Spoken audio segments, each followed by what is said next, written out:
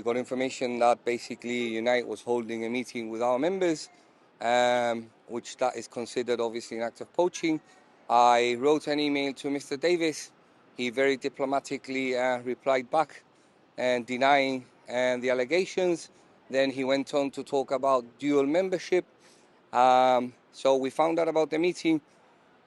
We went down to the bus company only to find out that what we were saying was correct. Mr. Davis himself had flown from Bristol, all the way from Bristol, to poach members. So he was there with our membership. We have the negotiating rights for the bus company. He knows it. Yet, like I say, he took the liberty of meeting with our members. He wants to say and he wants to give the excuse about dual membership. The reality is that he was poaching. Like I said, he knows we have negotiating rights. He knows that we have already negotiations ongoing.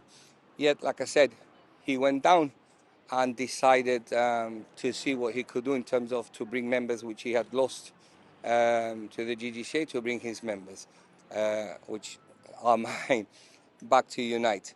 So that is the situation, which is very disappointing and sad.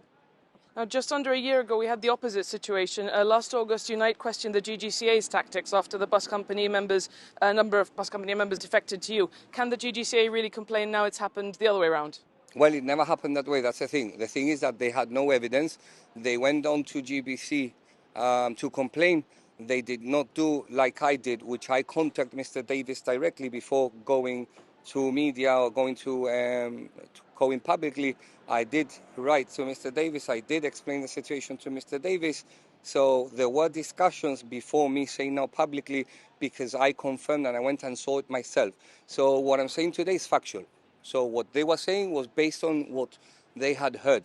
They had no concrete evidence on what they were talking about. Like I said, they lost their members for whatever the reason that they did not address or did address, I do not know. But like I said, I know that those people left Unite and joined the GGCA. I did not go down to the bus company. I did not hold any meeting with Unite members. And they cannot, like I said, there's nothing that they can say, look, we saw it. Have you spoken to the members? What are the grievances here, and what are people asking for, and what is the reason that they might feel tempted to join another union? Well, the reason they're feeling tempted to join, not tempted to join, but pressure to join another union, is the fact that we have a couple of members from Unite which are very vocal and keep scaremongering our members and telling them that we are not doing what we have to.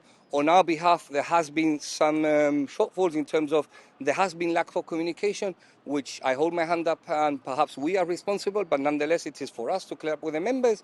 And if we have done anything wrong, we do have to face the members, says, yes, you're right, we have done it wrong, and we need to address it and correct it. It doesn't mean that we have done everything right. We could have done something wrong, but nonetheless, I think it is a matter of communication, and it is about sitting down with the members and discussing what it is that they're not happy with and what it is that we can do.